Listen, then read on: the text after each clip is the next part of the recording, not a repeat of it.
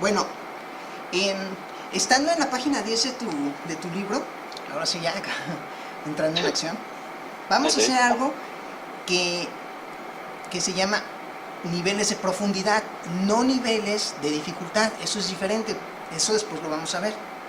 Los niveles de dificultad es hacerlo cada vez un poquito más difícil, cada vez más complejo el problema, etc.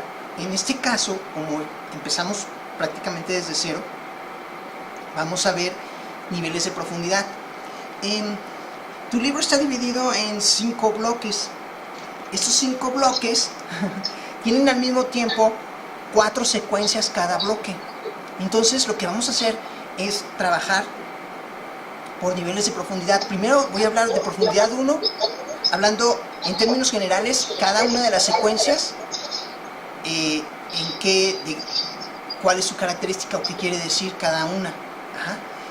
Y así, una vez que lo diga en términos generales, voy a ir profundizando en cada una. De hecho, las vamos a ver todas como 2 veces, pero cada vez un poquito más profundas en la información, una por una.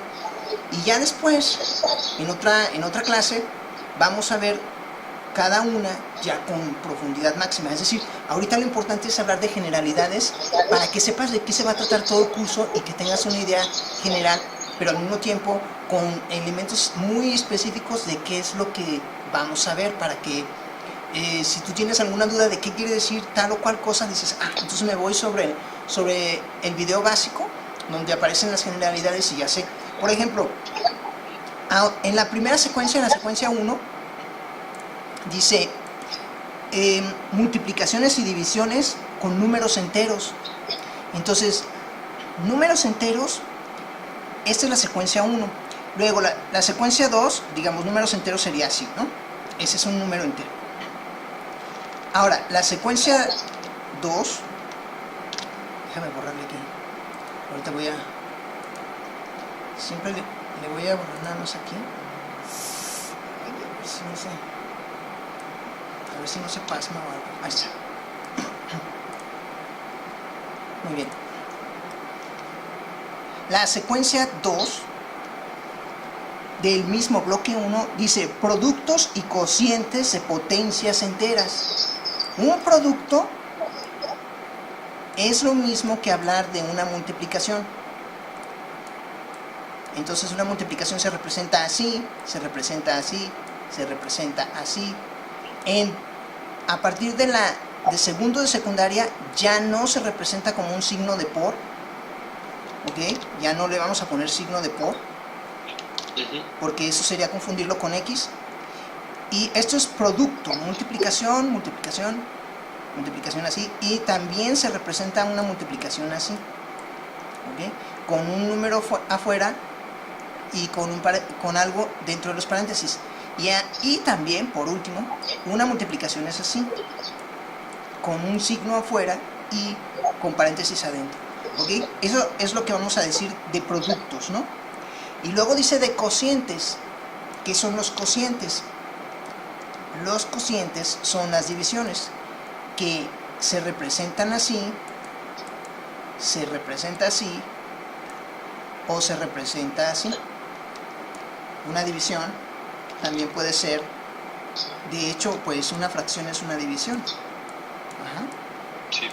Entonces, estaremos hablando en la secuencia 2 de algo que se llama productos y cocientes, pero luego dice de potencias enteras.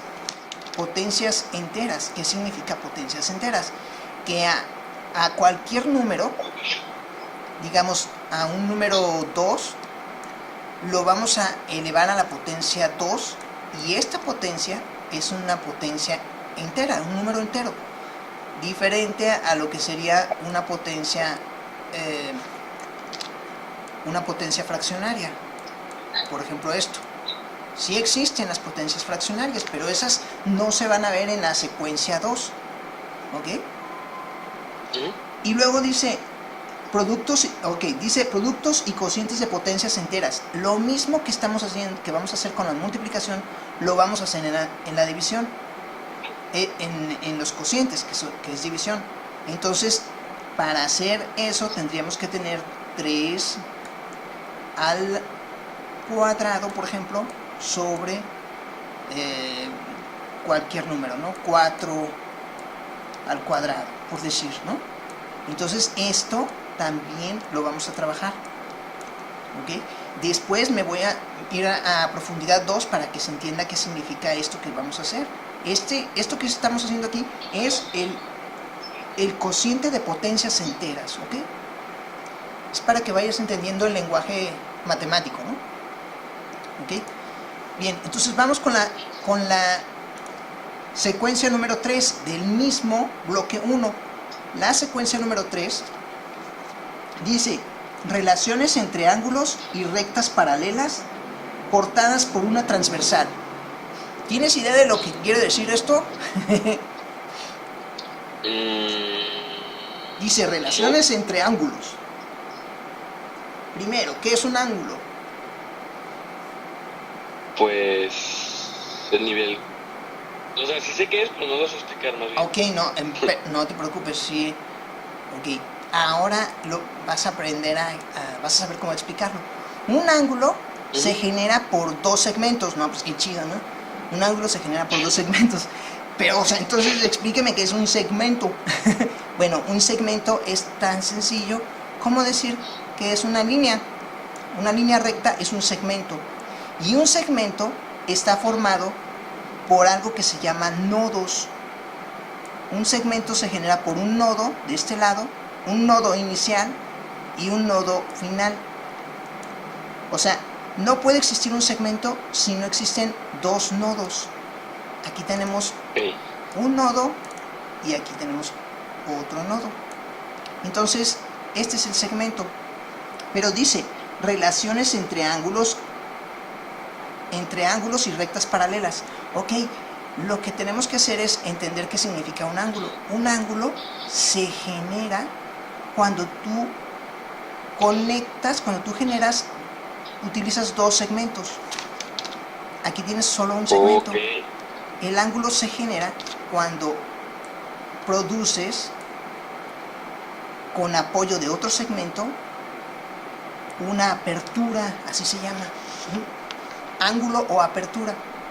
Por lo tanto, uno de los nodos, este nodo que se ve aquí, si voy muy rápido me dices y me detengo, ¿ok? Uno de los nodos se comparte con los dos segmentos. Y este nodo no se comparte nada más con un segmento. Este último, o el primero, también solo con este segmento. Pero este nodo se comparte con dos segmentos. Entonces, eso, cuando tú generas este segmento, puedes abrir ya un ángulo. Y eso es una apertura angular o un ángulo en concreto, ¿no? Que se va a medir en grados, ¿ok? Y entonces dice relaciones entre ángulos y rectas paralelas, ¿ok? Aquí no tenemos rectas paralelas. Entonces, para generar rectas paralelas, pues hacemos esto. Hacemos una recta aquí y otra recta aquí, es como una calle, se genera como una calle.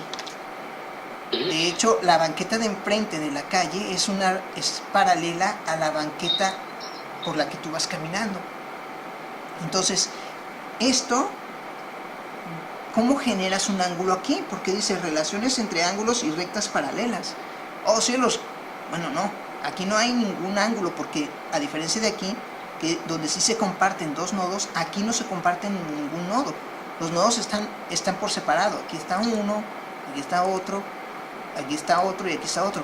Entonces, la única manera de generar un ángulo es cuando cortas así ambas rectas paralelas. Esta de aquí se llama transversal, una recta transversal, y en ella se van a generar ángulos. Estos de aquí, hay muchos ángulos que se generan. Este de aquí, que se parece al de acá, se genera este de acá, y así. Esos los vamos a estudiar poco a poco, en un nivel de profundidad, digamos ya 3, ahorita estamos en el 1, ¿ok? Ok. Muy bien, entonces ya está. Relaciones entre ángulos y rectas paralelas cortadas por una transversal. Es esto. Ya más o menos. Sí, ese es el chiste, entrar en el lenguaje matemático para saber qué quiere decir, ¿no? Iba a decir la palabrota, pero como estamos grabando. Bueno, la voy a decir y luego la edito. Para saber de qué demonios estamos hablando. Ya. No, también. No, sí le voy a cortar ahí porque... Bueno, es que... Ok. Vamos a la secuencia 4, a la secuencia 4 del bloque 1. Aquí en la secuencia 4 del bloque 1 se habla de algo que dice construcción de triángulos con base en ciertos datos. Vamos primero a entender cuántos tipos de triángulos hay. Teóricamente hay 3 triángulos, pero se tiene que hablar de 4 tipos de triángulos. Estaríamos hablando de, aquí lo voy a poner, primero, un triángulo se puede generar con un cuadrado, pero haciendo algunos pequeños ajustes. Aquí estoy generando un cuadrado, pero pues es difícil saber aquí qué tipo de triángulo es. En este momento estoy haciendo un triángulo con 3 lados iguales. Cuando hablamos de un triángulo que tiene 3 lados iguales, estamos hablando de un triángulo equilátero. ¿Ok? 3 lados iguales es un triángulo equilátero. Sí, En sí. cuanto yo altero su altura, por ejemplo, solo tengo 2 lados iguales, este de aquí y este de acá. Son 2 lados iguales y uno diferente, convierten al triángulo que originalmente era equilátero en un triángulo escaleno. Perdón, en un triángulo isósceles. Isósceles. Lo voy a escribir para isos. No, sí. Ah, sí, ok, perdón. Isósceles, con acento en la O, ¿okay? Porque es esdrújula. Ok, entonces, inmediatamente que nosotros estiramos el triángulo equilátero hacia arriba, por ejemplo, y generamos solo 2 lados iguales, este y este, generamos y un lado diferente, tenemos un triángulo isósceles. Pero este triángulo puede tener sus lados diferentes para cualquiera de sus lados. Aquí tengo igual un triángulo isósceles, pero la base es más grande que los lados iguales. La base diferente es más grande que los lados iguales. Y así, de todas maneras, sigue siendo un triángulo isósceles. Regreso al triángulo escaleno, perdón, al triángulo equilátero para hacer un triángulo escaleno. Este de aquí es un triángulo escaleno. Y el triángulo escaleno se caracteriza por tener todos sus lados diferentes. Este es el escaleno. No tiene, ninguno de sus lados mide lo mismo. Este mide diferente a este y así, ¿no? En este caso tenemos la base como el segmento de este triángulo más grande. Entonces eso lo convierte en una hipotenusa. Ahorita vamos a hablar justamente de eso. Voy a voltear este triángulo para que te des cuenta de que curiosamente me quedó un triángulo rectángulo. ¿Qué es un triángulo rectángulo? Fíjate, lo acabo de voltear y... es como la mitad de un rectángulo, ¿no? Si lo cortas como transversalmente. Oh, sí, muy buena observación. Si tú le pones aquí otro, así, y lo volteas, acabas de generar un rectángulo. Ajá. Entonces, es lo correcto, es correcto. Pero este sigue siendo un triángulo escaleno, porque tiene sus 3 lados de diferente tamaño, pero es un triángulo que también se denomina rectángulo. ¿Y por qué se denomina rectángulo? Justamente porque aquí se genera un ángulo recto de 90 grados. Eso también lo vamos a ver. Aquí se generan 90 grados. O aquí, bueno, en realidad no se debe poner así. El ángulo recto siempre se especifica con un cuadradito. Eso quiere decir que aquí son 90 grados. Va a ser muy útil, o lo vamos a utilizar mucho en trigonometría. Y también lo vamos a utilizar para definir cómo se llama este segmento de aquí, cómo se llama este segmento y cómo se llama este segmento. Por ahora lo único con lo que me voy a anticipar es que el segmento más grande de los tres se va a llamar hipotenusa en un triángulo rectángulo. Ajá. Se llama hipotenusa en un triángulo rectángulo. Eso hablando de la secuencia 4. Ajá. Esto que acabamos de ver es la secuencia 4 del bloque 1 y pasamos rápidamente al bloque 2. ¿Okay? El bloque 2, siguiendo con la profundidad 1, de la secuencia 1, le voy a poner aquí B2, secuencia 1, dice, problemas de adición y sustracción de monomios. Son un montón de cosas que hay que saber. ¿Qué quiere decir adición? ¿Te acuerdas? ¿Adición? Ajá. Voy a ponerte una pista. Pues es como añadir algo. Exacto, O máster. aumentar, o añadir, o meter, o algo así. ¿Qué signo voy a usar aquí? Para sumar. Exacto, una adición es ni más ni menos que una suma. Entonces, sí, los matemáticos un poco se complican la vida. Una adición es una suma. Y luego dice sustracción. Pues una sustracción no es ni más ni menos que pues una resta. Ajá. Entonces, suma y resta es lo que quería decir aquí. Problemas de adición y sustracción de monomios. Ok, problemas de suma y resta de monomios. Ahora sí necesitamos saber qué son los monomios. ¿Y qué es un monomio? ¿Tú sabes? Ahí sí. Ok, no os preocupéis. Sabría. Un monomio, para empezar, necesitamos recordar qué es esto. ¿Qué es esto? ¿Es un signo de por o en secundaria es otra cosa? Pues depende, ¿no? Es X, ¿no? Exacto. En secundaria ya no se considera el signo de por. En secundaria ya se le considera una incógnita o variable. Eso es una X. ¿Cómo? O sea, eso de ley ya va a ser una X. Ajá, ya es el señor X, lo que como yo le digo, ¿no? Ok. Este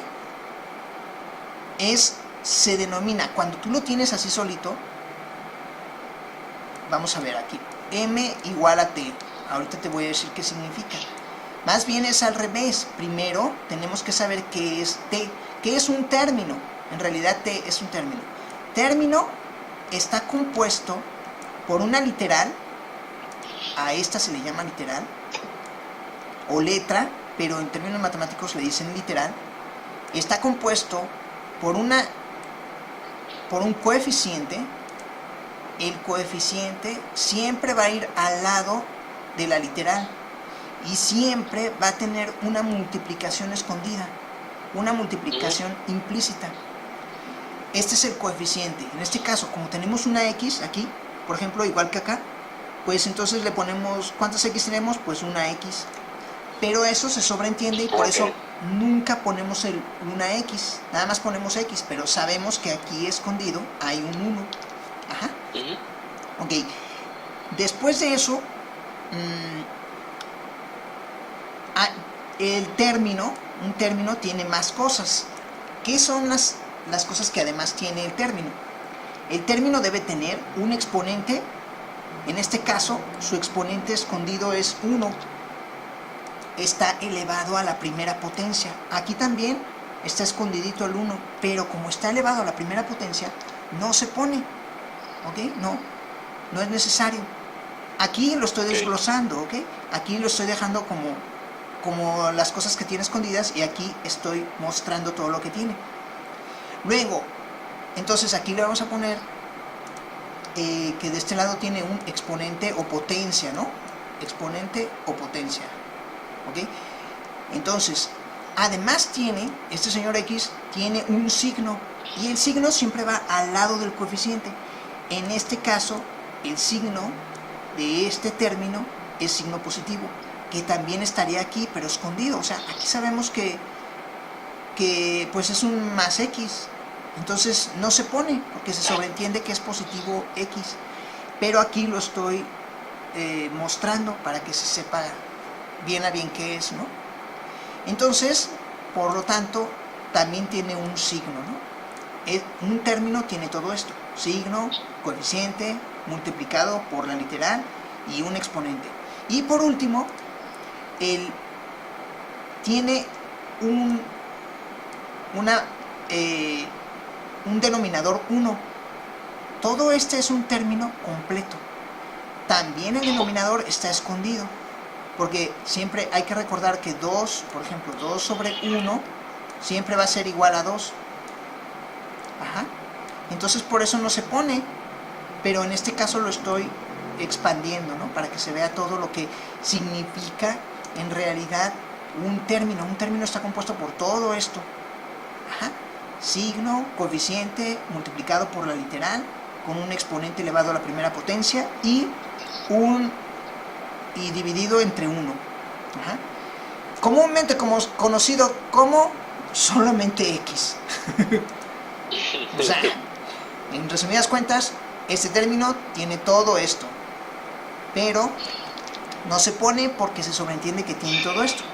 Ya después, cuando se hace más complicado, ya se ponen otras cosas. Entonces, en el bloque 2, la secuencia 1 dice problemas de adición. Aquí está, adición, sustracción de monomios. Ok, aquí de esto te estaba mencionando que un término es lo mismo que un monomio. Y efectivamente, un término es, en términos algebraicos, también conocido como monomio. Pero esto es en términos generales, y esto es en términos de que hablemos, por ejemplo, de factorización, o hablemos de productos notables, ¿ok? De una cosa específica del álgebra, y esto es en general del álgebra, ¿ok? Entonces por eso no hay que confundir. Sí son lo mismo, pero este es más general que este. Término es más general que monomio. De todas maneras, este es un término y al mismo tiempo es un monomio. Si nosotros hacemos esto, X más X, ¿cuántos términos tenemos aquí? 2. 2, ajá. Este es el término 1 y este es el término 2. Cuando nosotros tenemos dos términos, le vamos a llamar binomio. Cuando solamente tenemos un término, le llamamos monomio. Entonces, por eso empezamos a hacer las diferenciaciones, ¿ok? Y así, por lo pronto, en la secuencia 1 vamos a trabajar solo con monomios, ¿ok? Sí. ¿Sí? ¿Hasta ahorita alguna duda? ¿Todo bien? Sí. Ok, muy bien. Si voy muy rápido me dices, ¿ok? Secuencia, vamos ahora con la secuencia 3, bloque 2, la cual dice expresiones algebraicas equivalentes con modelos geométricos. Oh cielos, expresiones algebraicas. Bueno, la expresión algebraica es esto. Esta es una expresión algebraica. Así de sencillo. Cualquier expresión que tenga involucrado una literal es una expresión algebraica, ¿ok? Por ejemplo, 2x es una expresión algebraica. Y así. Entonces ya quedó claro que es una expresión algebraica. Dice equivalentes, luego dice equivalentes con modelos geométricos, ¿ok? Vamos a trasladar a un modelo geométrico 2x. Esto lo voy a hacer ahorita artificialmente, ¿ok? Suponiendo nada más que x, por ejemplo, fuera así. Perdón, voy a hacerlo mejor. no aquí. Suponiendo que fuera así, x. Es un decir, ese es x, pero necesitamos 2x. Ah, pues entonces hacemos 2x. Más o menos en términos generales, a eso se refiere cuando utilizamos modelos geométricos. Ajá. Este es una x y este es otra x. Y juntos son 2x. ¿Sí? Sí. Ok. Aquí le voy a poner x y Eso x. es en términos generales. Ajá, esto es en términos matemáticos y esto en términos geométricos. ¿Ok? Ah, ok. Después vamos a ver algo más complejo en el nivel 3 o 4 de profundidad. Se va a ver algo que se llama trinomio cuadrado perfecto, que si lo necesitas ver. El trinomio cuadrado perfecto tiene, hace ratito estábamos hablando de monomios con un término, binomios con 2 términos y trinomio sería con 3 términos. Entonces por eso es un poquito más complicado. ¿Okay? Bueno, luego vamos con la secuencia 4. Secuencia 4 indica justificación de las fórmulas para calcular el volumen de cubos, prismas y pirámides. Aquí vamos a hablar de algo que no tiene que ver con álgebra. Como es muy variada, como las matemáticas son muy variadas, se necesitan ver cosas que no necesariamente tienen que ver con álgebra. Entonces nosotros vamos a trabajar solamente cuestiones relativas a las figuras geométricas de volumen. Es decir, si vamos a hablar de cubos, pues estamos hablando de una figura que tiene 6 lados y que es tridimensional. Entonces vamos a ver después qué significa, por qué tiene 3 dimensiones y cuáles son esas 3 dimensiones, largo, ancho y alto, ¿no? Y luego dice prismas. ¿Qué es un prisma y cuál es la diferencia de un prisma con una pirámide? Por ejemplo, una pirámide pues es como las pirámides de Egipto, que tienen una base, digamos puede ser cuadrada o triangular. Puede ser desde triangular, la base, así, hasta cuadrada o hasta el infinito número de lados, pero antes de llegar al cono. El cono ya es una base completamente redonda y eso no es una pirámide, se le denomina cono. Pero una pirámide puede tener desde 3 lados hasta el infinito sin llegar al círculo. Y termina en una punta. La pirámide, esa es su característica, que termina en una punta. A diferencia de los prismas. Los prismas pueden tener una base que empieza con un triángulo, igual con un triángulo, o puede ser cuadrado, cualquier número de lados, pero siempre se despliega en paralelo, sin llegar en punta. Ese sería lo que denominamos un prisma, ¿ok?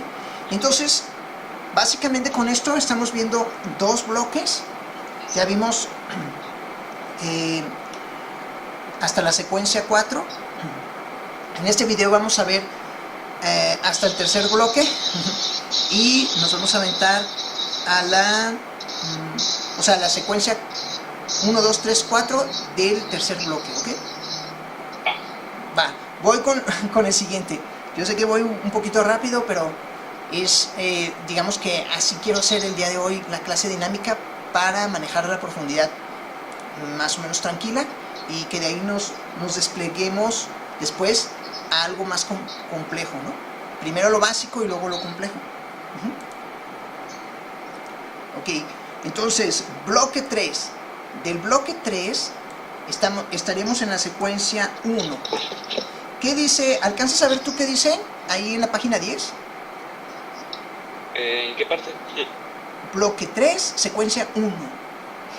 Pues dice jerarquía de operaciones paréntesis en cálculos con números enteros, decimales y fraccionarios. Ok, gracias por la aportación. Es que lo hice nada más para variar un poco el... No, Muy bien, entonces, jerarquía de operaciones. ¿Recuerdas esa cuestión de la jerarquía de operaciones?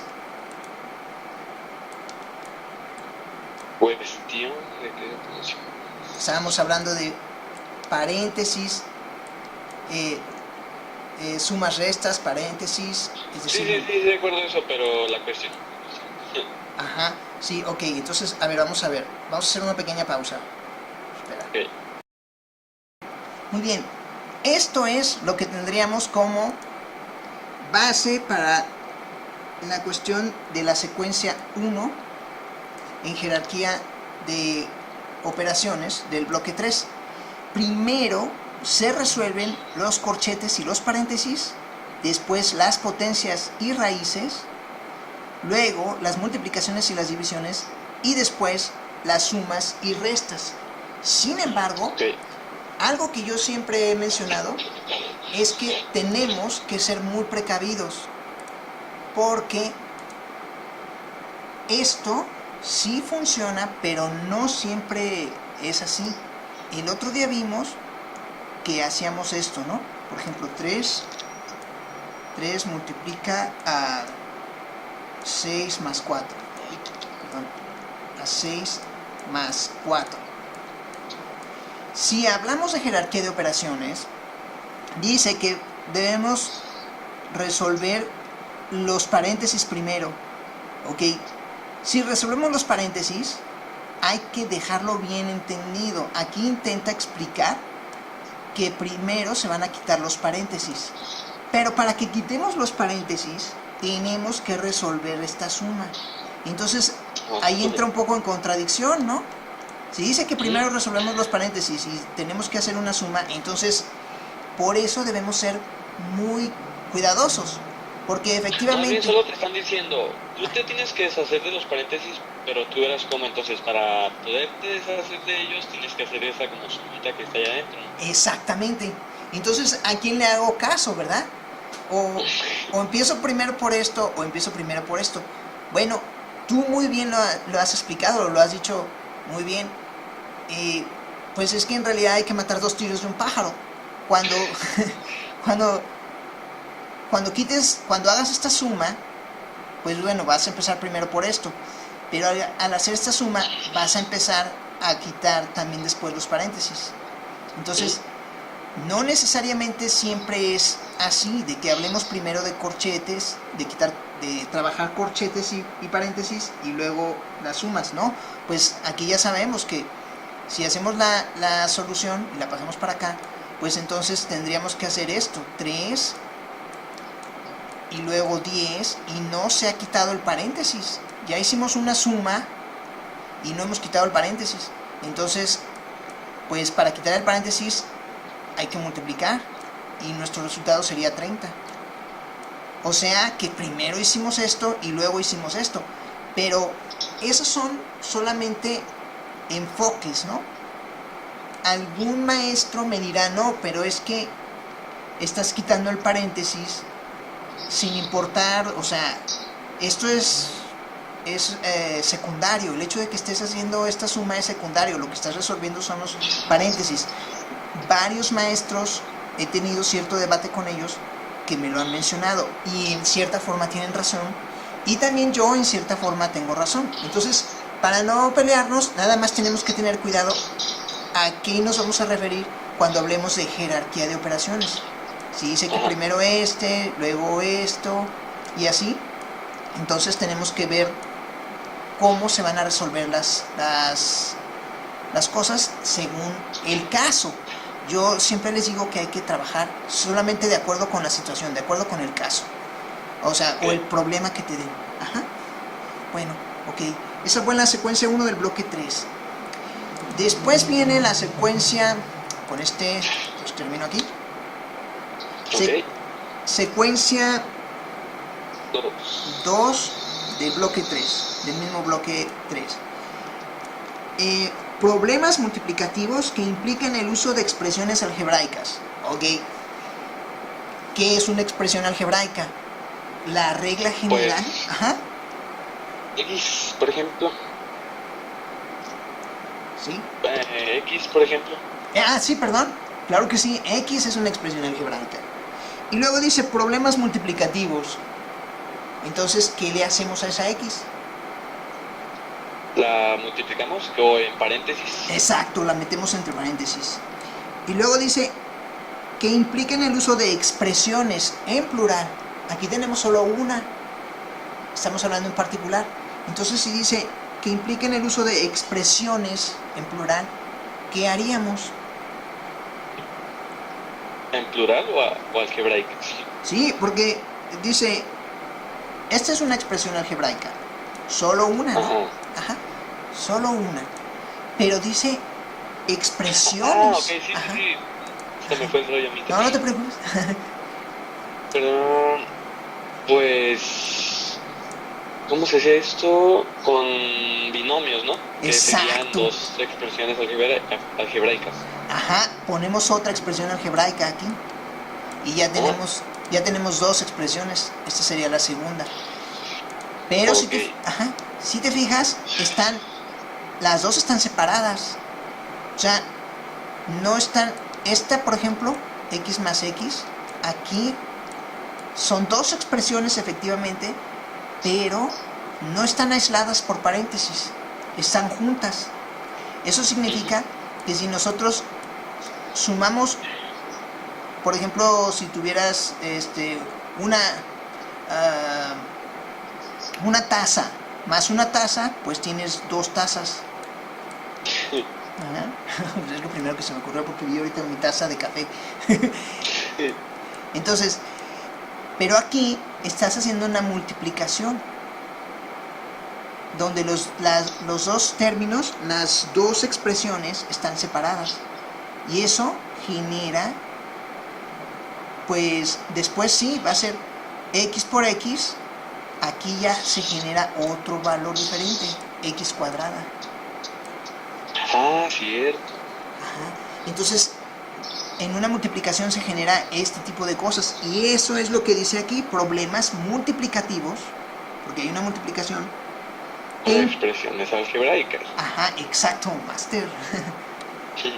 Y entonces aquí es una suma, pero en este caso sí, será un problema multiplicativo. Bueno, se convierte en problema cuando tú dices 5 autos chocaron y de esos solo 2 autos quedaron ilesos. ¿Cuántos autos quedaron chocados? Es lo primero que se me ocurrió, ¿no? Pues entonces 3. Ay, perdón, ¿me lo podías repetir? Ajá. Si tengo 5 carros, Ajá. y esos 5 carros chocan 3, ¿cuántos carros me quedaron sin chocar? Ah, pues 2. Ajá, exacto. Esos son los problemas multiplicativos. Se va a hablar en términos de problemas como los problemas matemáticos. Si tengo 5 paletas y me regalan 3 paletas, pues tengo 8 paletas y así, ¿no? Entonces, a eso es muy probable que se refiera, a que ya vamos a hablar de problemas algebraicos, ¿ok? Muy bien, en la secuencia 2 del bloque 3. Muy bien. Okay. Vamos con la secuencia 3. ¿Del bloque 3? Sí, del bloque 3. Ok, correcto. Bueno, me quedó muy feo mi B. Y me quedó muy feo mi 3. Okay. Suma de los ángulos interiores de cualquier polígono. ¿Ok? Aquí ya vamos a hablar cualquier polígono. Poli significa muchos o varios. También le pueden decir varios. Dependiendo del tipo de texto. Puede ser muchos o varios. Por ejemplo, aquí voy a crear un polígono. Espérame. Déjame ver dónde. Aquí. Este no es un polígono. Un polígono parece. Aquí está un polígono. Ajá. Este polígono tiene 8 lados.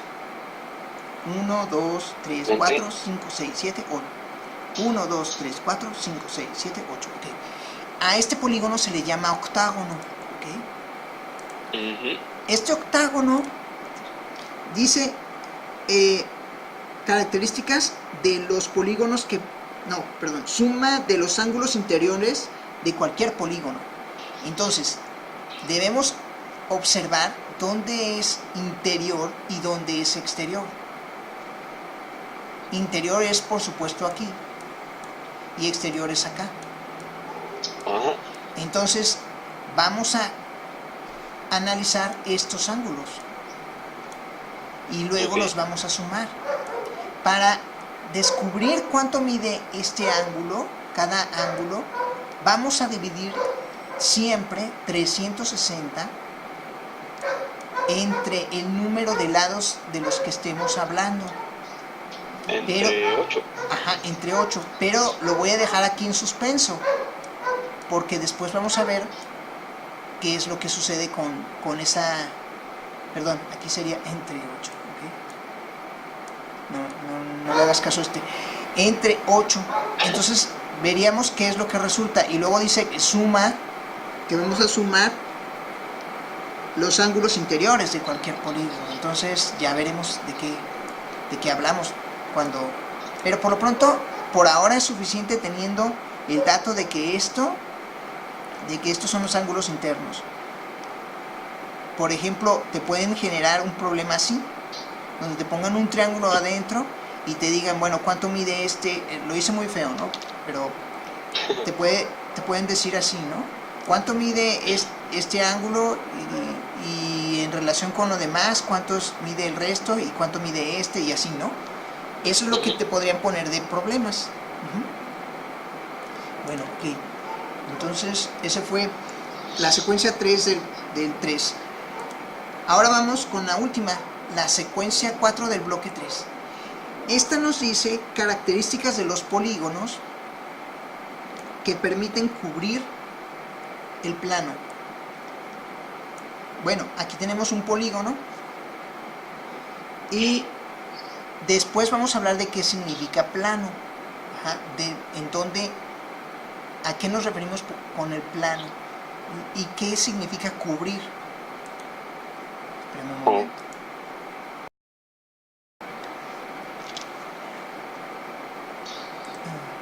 Lo veremos entonces como un ejercicio algo así como este.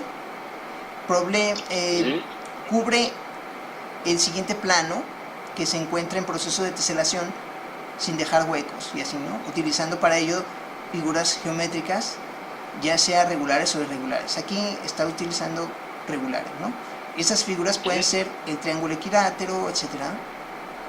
Y efectivamente a este proceso de cubrimiento del plano, este de aquí es el plano, sin dejar huecos, ni que se empalmen o traslapen las figuras, se le conoce con el nombre de teselación. Ajá. Justo lo que tú mencionabas, ¿no? Sí. Muy bien, entonces eso y otras cosas más serían las que veríamos en la secuencia 4 del bloque 3. Muy bien, pues yo creo que hasta aquí nos detenemos, ¿no? Ok. Está bien. Le tengo